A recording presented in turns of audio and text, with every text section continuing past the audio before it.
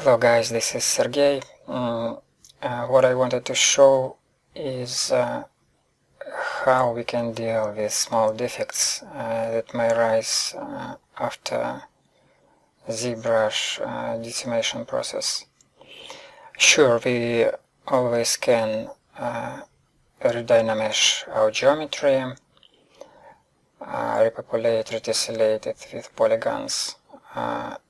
But in some cases it may be vital if our job already done and we founding some small defect, some single small defect maybe, and it's pretty easy to eliminate actually. So let's see how we can do it in Blender. Usually such problems are arising because of we getting, after optimizing our geometry after decimation in zBrush, we're getting such small triangles hidden, so they preventing of good normal acting. So what we have to do is just get rid of such zones.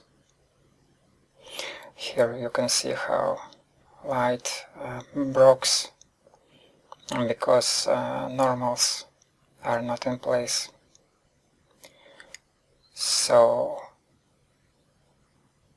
what I'm doing here is simply deleting polygons or faces that from which the zone is consisting, and then recreating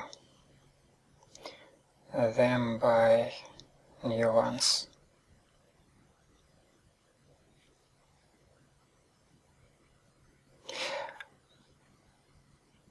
Okay, so we got quadrangle, and now I'm adding edge splitting this quadrangle into three triangles. Okay, and now we have unify our normals, make them set from face, and voila.